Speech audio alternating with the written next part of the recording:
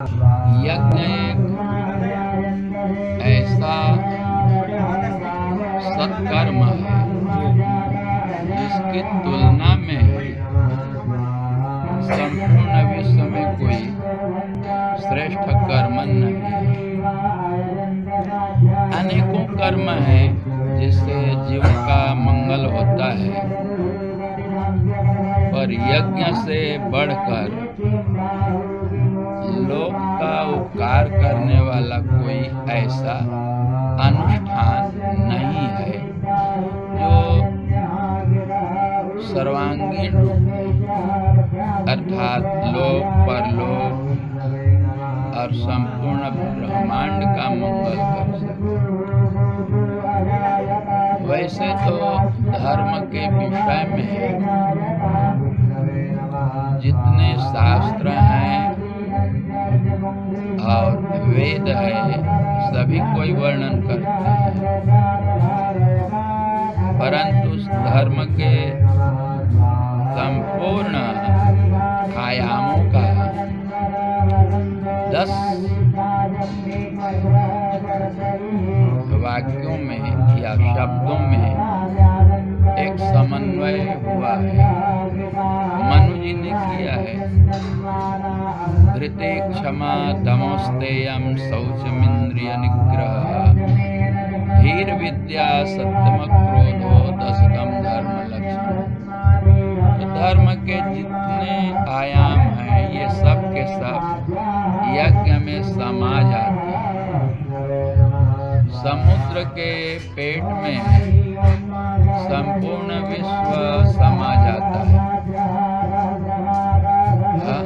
हिमालय भी उसमें डाल दीजिए तो वो भी उसी में निविष्ट हो जाता है। तो इसी प्रकार और दूसरे में जैसे हाथी का पांव वैसा है, जितने भी प्राणी के पांव हैं उनके पद चिन्ह उसी में निलीन हो जाते हैं, डूब जाते हैं। इसी प्रकार से धर्म के जितने आगे आ जाइए, धर्म के जितने भी आगे जितने भी उसके स्वरूप हैं सब यज्ञ में समाविष्ट हो जाते हैं। तो इसीलिए यह कहना चाहिए कि यदि सनातन धर्म के संपूर्ण स्वरूप को संव्यूढ़ रूप में संगठित रूप में एकत्र कोई दर्शन करना चाहे तो यज्ञ में देख सकता है। यज्ञ में धर्म के सकल स्वरूप देखने में आते हैं। इसीलिए ब्राह्मण ग्रंथों में कहा है यज्ञों वही श्रेष्ठतम कर्म प्रशस्यस्रः व्याकरण का सूत्र है। जितने भी प्रशस्त कर्म हैं उनमें जो उत्तम हो उसी को श्रेष्ठ बोलते हैं। तो श्रेष्ठ में भी तम प्रत्यय लगाया। श्रेष्ठ तो छोड़िए, श्रेष्ठतर भी छोड़िए, श्रेष्ठतम अर्थात इससे बढ़ करके और कोई जीवों का कल्याण करने वाला अनुष्ठान नहीं है। इसीलिए कहा गया यज्ञों वही श्रेष्ठतम कर्म। क्यों? इसलिए यज्ञ ही एक ऐसा कार्य है जिसके द्वारा प्रकृति के एक एक कणों का अणु का परिष्कार प्रत्यक्ष तो प्रीत है तेल जौ चावल जड़ी बूटी जो द्रव्य होम करेंगे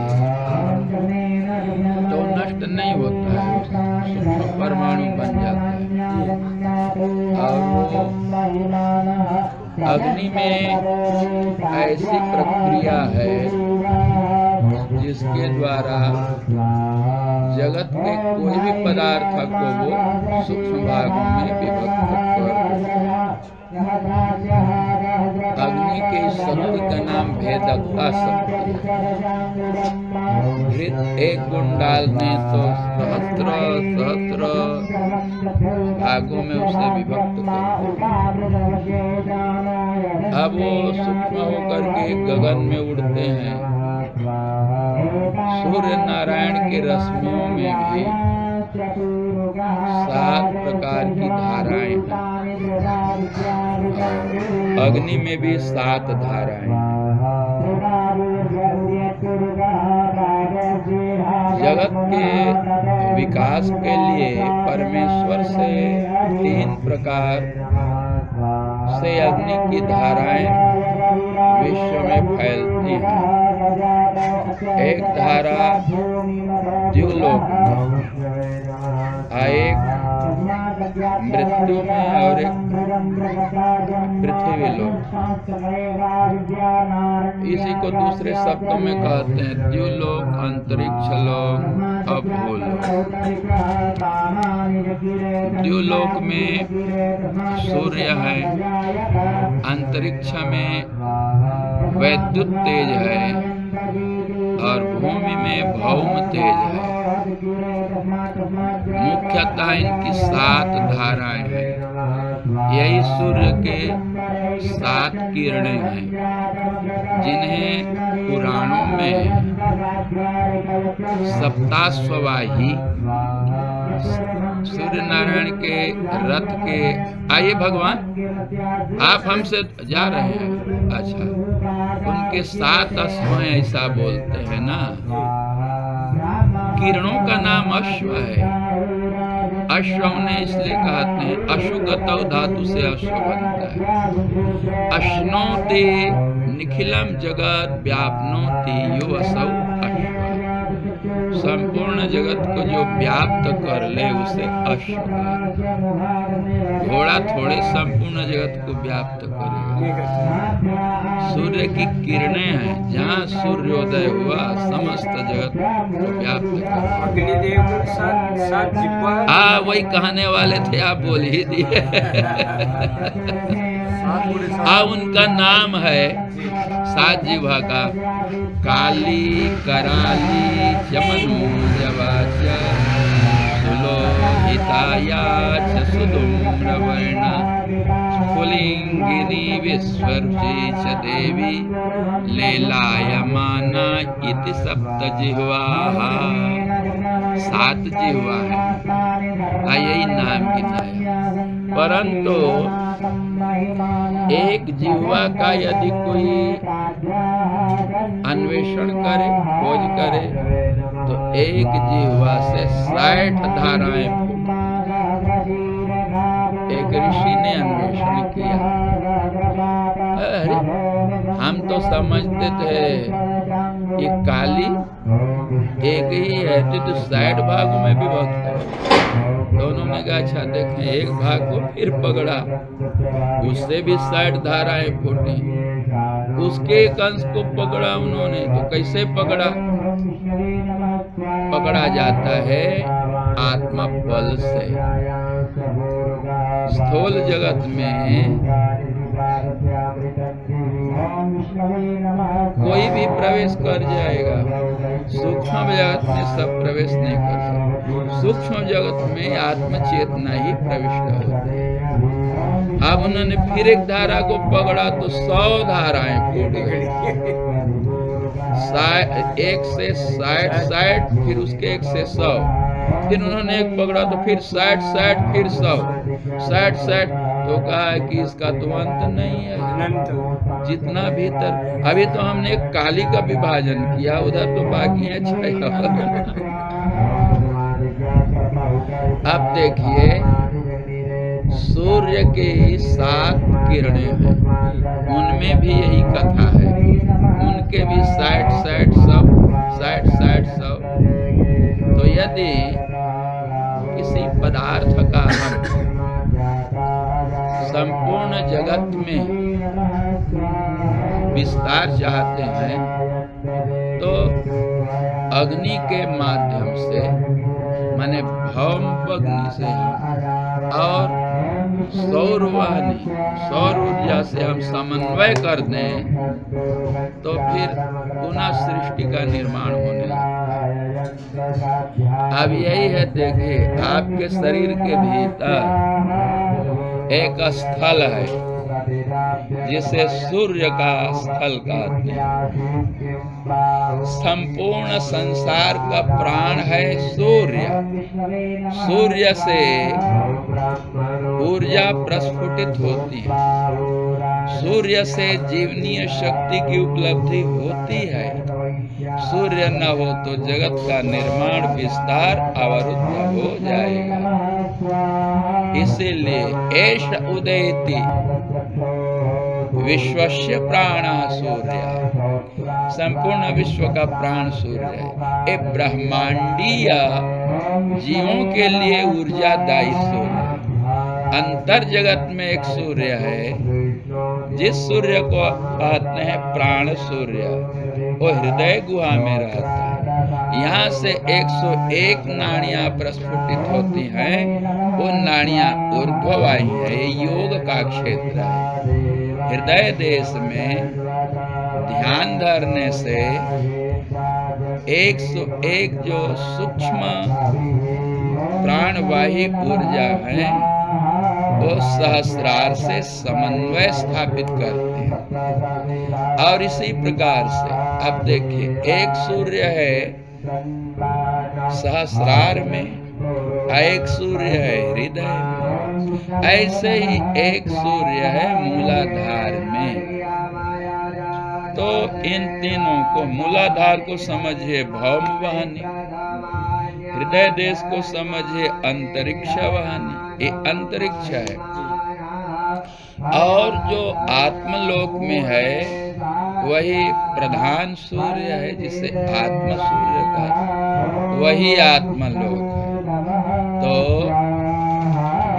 इस यज्ञ के द्वारा हम अंतर जगत में जो प्राण सूर्य है, हमारा प्राण रूप सूर्य, उस सूर्य का आत्म सूर्य से समन्वय करते हैं। उससे पूर्व हम मूलाधारवर्ती जो भौम वाहिनी है उसको जागृत करते हैं। इसीलिए अग्नि स्थापना के दिन बासा अग्नि का बाल भूतल में है कि नहीं है, देखना पड़ता है, नहीं तो समन्वय नहीं हो पाएगा। इस समन्वय स्थापित करने के लिए ऐसा किया जाता है। तो ऐसा उपग्रहों का, नक्षत्रों का चाल है। जिस समय हम यहाँ वाहिनी को स्थापित करेंगे उस समय ग्रहों की चाल विपरीत रहेगी। तो यहाँ से हम जिस द्रव्य का प्रक्षेप करेंगे यज्ञ वेदी पर, तो उससे उठने वाली ऊर्जा को सूर्य के रश्मि अपने जाल में समेट नहीं पाएंगे। इसीलिए वह निवास देखना पड़ता है। कितना बड़ा विज्ञान है। अब वो रश्मि जाल को देखिए, यहाँ से उठने वाले सकल द्रव्यों के अणुओं को सूर्य उसमें गौरव भरते हैं। अत्यंत सूक्ष्म जब हो जाए कोई भी पदार्थ तपने पर ऊपर उठेगा, और दूध को दबाव न दिए ऊपर उठ जाता है, हवा को गरमाइए ऊपर उठेगा। कोई भी पदार्थ हो फैल जाए। अब पृथ्वी माता में एक शक्ति है, हमारी भाषा में गुरुत्व शक्ति, वो अपान की शक्ति है। योग की भाषा में उसे अपान शक्ति कहते हैं। यही अपान शक्ति ही गुरुत्व शक्ति है। वो इतना सूक्ष्म है कि उसको पकड़ नहीं पाती। सूक्ष्मता के कारण वो ऊपर उठता जाता है। यही इस विषय को इंगित करता है कि जो अपने चेतना को सूक्ष्म बनाता है, तो उसकी चेतना ऊर्ध्ववाही हो जाती है। विषय उसकी चेतना को आकृष्ट नहीं कर पाता। तो चेतना हमारी गुरुत्व को क्यों प्राप्त होती है? इंद्रियों के संसर्ग से, शरीर के संपर्क से। तो इंद्रियां विषयों का साथ करती, विषयों से संपर्क है इंद्रियों का, इंद्रियों से संपर्क है मन का, मन से संपर्क है चेतना का। आप देखिए 1 2 3 4 इतना दूर है वो। इसीलिए विषयों, आप सूक्ष्म बनाने के लिए विषयों से इंद्रिया को खींच लो, इंद्रियों से मन को खींच लो, अब मन से चेतना को खींच लो, तो ये सब निष्प्रभ विषय है। जैसे सोते हैं, कहेंगे कैसे संभव है? सोते हैं ना, उसके मुख में यदि स्वप्न देख रहा हो, नीम को चबा रहा हूं, तो मिश्री डाल दो तो कौन सा स्वाद मिलेगा? नीम ही मिलेगा। भाव है उसका। ऐसे ही सो जाने पर विषय समीप में हो, सृक्चंदन बनितादिक भोगा विद्यमाना यद्यपि सन्ति तथापि सुप्तः पुरुषः न किमपि भुंक्ते न किमपि अस्नाति। दुनिया का भोग पड़े हैं तो क्या लाभ, क्योंकि चेतना नहीं है वहां। तो इसी प्रकार से मन को खींच लिया जाता है। अब मन से चेतना को खींच लिया जाता है। मन काम करता है आत्म चेतना को पा करके। पंखा चलता है वो पावर हाउस से आने वाली विद्युत धारा से, वही चलाता है। तो पावर हाउस आपके मात्र में, वहीं से चल।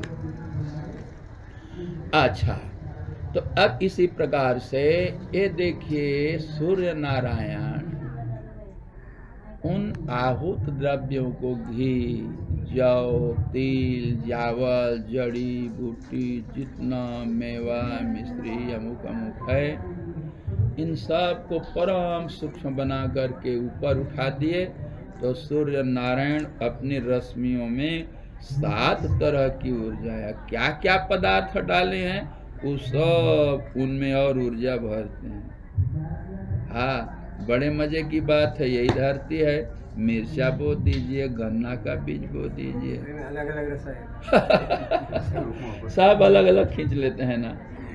इसी प्रकार से सूर्य की रश्मियाँ उस सब को खींच खींच करके अपने में जो जगत उत्पादक क्षमता है, क्षमताओं को लेकर के उनके गुणों को बढ़ा देते हैं।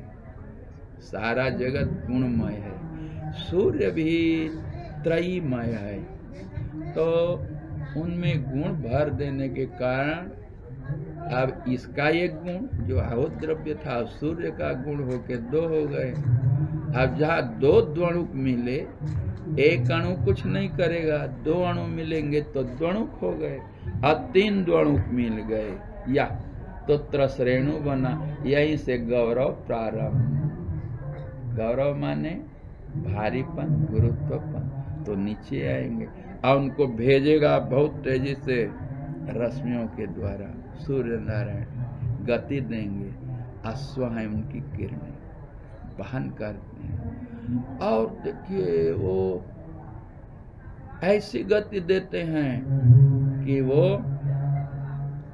बादलों के मध्य में सुंदर जल बनाकर स्थापित करते हैं, भूतल में प्रवेश कराते हैं।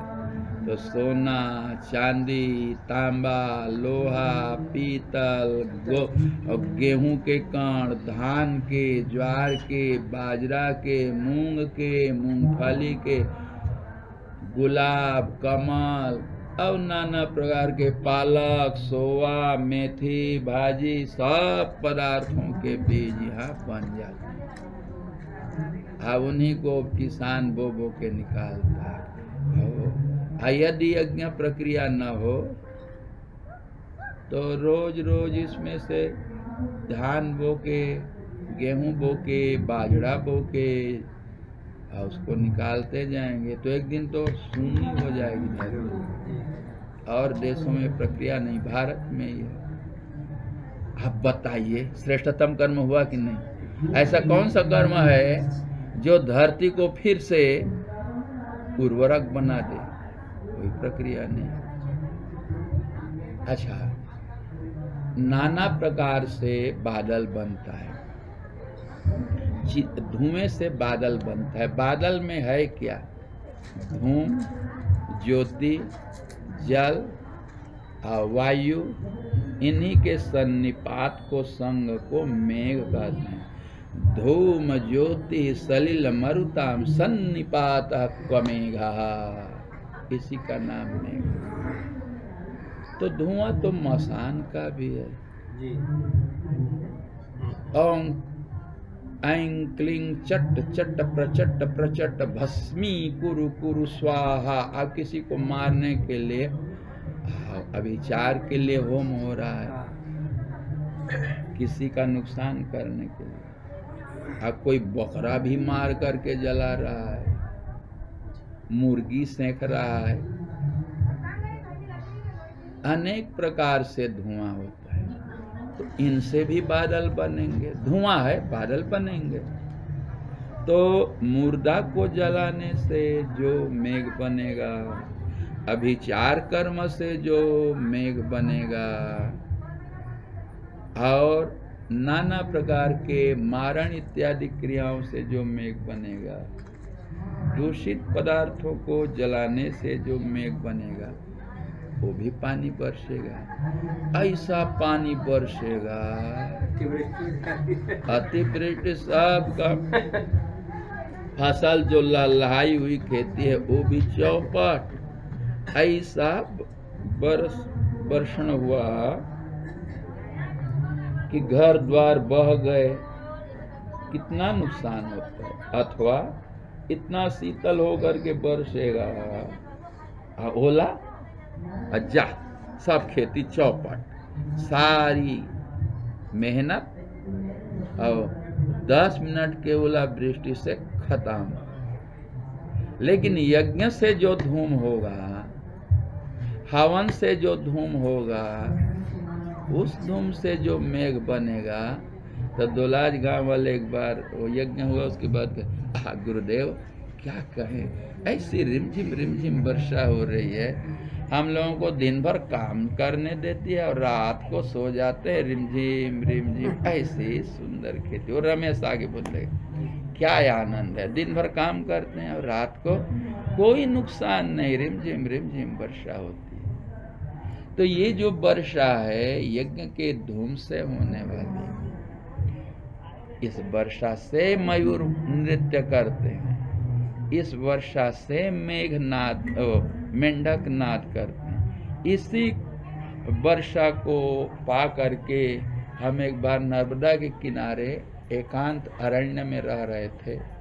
तो वहाँ देखा इतने रात्रि में, हमें लगा सारी प्रकृति जाग रही है।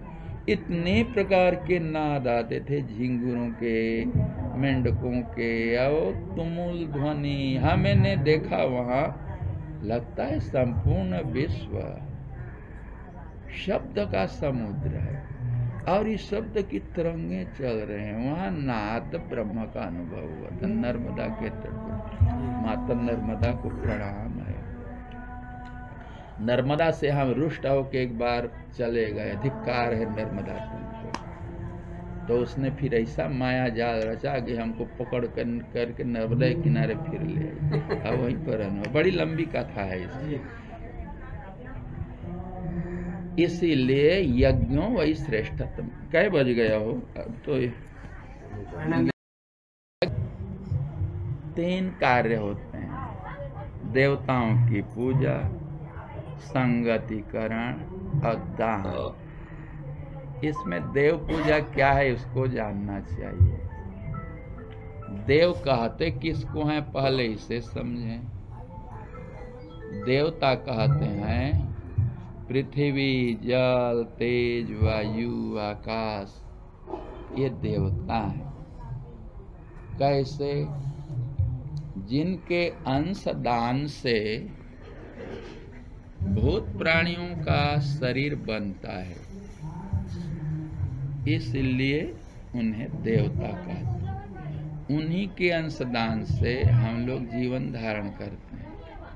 यदि पृथ्वी अपना अंशदान न करे, जल अंशदान न करे, वायु, तेज, आकाश, तो किसी के शरीर का निर्माण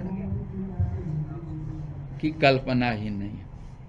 और इन्हीं से तो हमारा भरण पोषण होता है। रोटी, दाल, चावल पृथ्वी के अंश हैं, जल के अंश हैं। तो जिन्होंने हमारे शरीर के लिए, प्रजाओं के लिए अपना अंश दान किया है, तो निरुक्ता में लिखा है दानाद्वा दीपना। निरुक्ता माने वेद के मंत्रों का अर्थ करने के लिए कोश।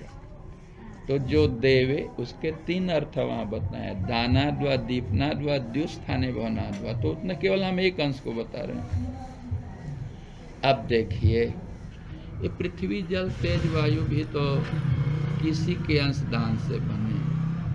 हम थे बरेली में, उत्तर प्रदेश में। एक वृद्ध ब्राह्मण देवता आए और बैठे और बैठ के कहते हैं, गुरु, वृद्ध थे। हमने कहा कहिए ब्राह्मण देवता। हम तो पंचाक्षर के जप करता हैं। हमने कहा कि बहुत अच्छा। फिर कहते हैं कि कुछ तो अर्थ होगा गुरु। हमने कहा जरूर होगा। क्या अर्थ होगा गुरु? तो हमने कहा कि आप भी तो देवता हैं, ब्राह्मण देवता, भू देवता, आप ही बताइए। तो कहा ये जो 5 तत्व हैं वो एक एक अक्षर के अर्थ हैं ओम नमः शिवाय में।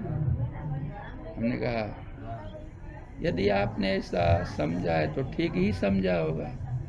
तो पंडित तो थे ही। कहते हैं नहीं नहीं गुरु, इसका मतलब है आप मुझसे सहमत नहीं हैं। तो हाँ सहमत नहीं है, तो क्या अर्थ हो सकता है? हमने कहा ये बताइए, ये 5 तत्व किससे बनते हैं? आपने इसी को उच्च मान लिया, शिखर मान लिया। तो उन्होंने कहा कि क्या बात तो हमें नहीं मालूम।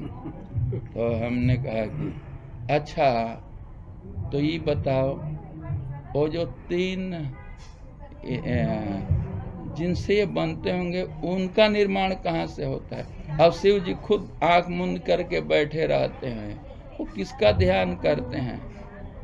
तो कहे कि हमें भूख लगी है, मैं भोजन करके आता हूँ और छोड़ूंगा नहीं पिंड, अभी आता हूँ।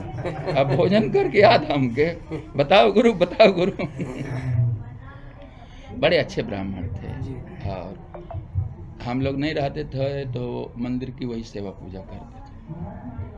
तो हमने उनको बताया था, आप भी जानना चाहेंगे जी? ये 5 तत्वों का उदय गुणों से होता है। 3 गुण हैं, सत्व गुण, रजोगुण, तमोगुण। सत्व गुण से आकाश होता है, रजोगुण से अग्नि, तमोगुण से पृथ्वी। ठीक है, क्या क्या कहा? 3 गुण हैं। सत्व गुण से आकाश, रजोगुण से अग्नि है, तमोगुण से पृथ्वी है। तो सत्व गुण और रजोगुण के मिलन से वायु होता है और रजोगुण और तमोगुण के मिलन से जल होता है। 5 तत्व हो गए। कहो जय हो जय हो जय हो अवधूत बाबा जय। गुणों को जन्म देने वाली जो शक्ति है उसी शक्ति को जगत की योनि कहते हैं। योनि का अर्थ बीज होता है, कारण। उसी को आद्याशक्ति कह के सब नमन करते हैं, वही है। इसीलिए तंत्रों में जब पूजा कराई जाती है, पूर्वम बिंदु तदूर्ध्वम त्रिकोणाकृति तदूर्ध्वम षट्कोणाकृति तदूर्ध्वम वृत्तम तथा चतस्रम, ये पूजा में यही कराया जाता है जी। तो सबको ज्ञान नहीं है पूजा का, नहीं यहाँ कराते हैं। हम बैठते हैं तो उनको बोलते हैं सीखो लिखो। अच्छा, तो यह जो आद्य शक्ति है वो परमात्मा की अभिन्न शक्ति है। जैसे अग्नि से उसकी दाहकता शक्ति अलग नहीं हो सकती, इसी प्रकार से ब्रह्म से उसकी शक्ति अलग नहीं होती, वो एकम एक। अच्छा, तो यह जो देवता है, यह देवता 5 प्रकार के बताए ना, पृथ्वी जल तेज वायु आकाश। ये पृथ्वी जल तेज वायु आकाश भी किसी के अंश दान से बने हैं। जैसे बीज है, अब वृक्ष को देखने से ये प्रतीत हो जाता है, क्यों बेटी क्यों दूर बैठी है, फिर कहेगी गुरुदेव हमको कुछ सुनने सीखने को नहीं, आओ इधर। ये हमसे बोले कि पहले रहते थे तो आपका वचन मैं सुनते थे, अब चली गई ससुराल तो सुबह बर्तन, शाम को बर्तन, झाड़ू बहारू, अब रोटी पानी उसी में मिलता है। इधर आ जाओ, छाँव में इधर पीछे जगह है, इधर आ जाइए।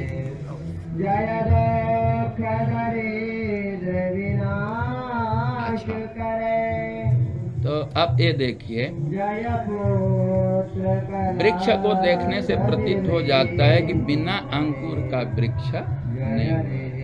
अंकुर को देख करके कोई अनुमान लगा लेगा कि बिना बीज के तो अंकुर हो ही नहीं सकता है, तो जरूर बीज होगा। तो ये विशाल संसार को देख करके हम भी अनुमान लगा सकते हैं कि इसका भी कोई न कोई सूक्ष्म रूप होगा। वही इसके लिए देवता है, अर्थात जिस शक्ति से आकाश को अंशदान मिलता है, जिस शक्ति से जल को, जिस शक्ति से वायु को, जिस शक्ति से तेज को, जिस शक्ति से आकाश को भी अंशदान मिलता है, वो उनका भी देव है। तो देवता के अभी आपको इतने, इसके भी और स्वरूप है। देवता के 3 स्वरूप देखने में, एक स्थूल रूप, एक सूक्ष्म रूप, एक सूक्ष्मतम रूप। आइए बेटे, हमारे वैज्ञानिक लोग हैं, इनको समझाना होगा। अच्छा देखो, जल है ना, तरल है। अब यदि उसको बहुत ठंडा कर दें तो ठोस हो जाएगा, पकड़ सकते हैं, ठोस हो गया। तो एक स्थूल रूप है ठोस, उससे सूक्ष्म हुआ जल, पतला है, उसको उबाल दो, भाप बन गया। ये सब में भाप है, दिख कहाँ रहा है? तो भाप का रूप दिखता नहीं है। तो एक ही तत्व के 3 रूप आपको दिख पड़े ना, स्थूल, सूक्ष्म और सूक्ष्मतर हो गया। जो सूक्ष्मतर है वही वाष्प के रूप में है। तो जब एक जल के सूक्ष्म तर रूप को नहीं देख पाते तो उसके सूक्ष्मतम रूप को कैसे देखें? तो जो बाष्प में भी एक साहित्य गुण को देने वाली शक्ति है, वही उसके अधिष्ठात्री देवी है। जल का गुण है शीतल होना, जहाँ शीतलता है वहाँ जल है। तो जिस शक्ति के कारण जल में शीतलता है वही उसकी अधिष्ठात्री देवी है। तो ऐसे ही पृथ्वी स्थूल रूप है। अब वो इसको महीन बना दीजिए तो वो धूल उनके आकाश में है धूल, हम नहीं देख पा रहे, है आकाश उसको हम नहीं देख पा रहे। यदि हम संग्रहित करें, वो एक कवि जी थे, बोलते थे हम कितना भी साफ चावल लाएं दुकान से, लेकिन पप्पू की अम्मी फटकती जरूर है, वो फटकेगी जरूर। तो इसी प्रकार से कमरे को कितना भी साफ कर दीजिए ना, धूल उसमें जमा हो जाता है, बंद रखिए। तो गुरुदेव रोज हम क्या करें, गृहस्थी, हम तो गृहस्थी वाले हैं, ज्यादा सेवा का टाइम नहीं मिलता, पूजा का टाइम उसको नहीं मिलता। पीछे सुन लेना, अभी का ज्ञान सुन लो। तो हमारा क्रम क्या बताएं हम बता देंगे, वो विषयांतर हो जाएगा ना, ये रस टूट जाएगा, सब चातक बंद करके। तो आप लोग कराइए ना, क्या कराना है देखिए, चाहे विकास को बुलाइए।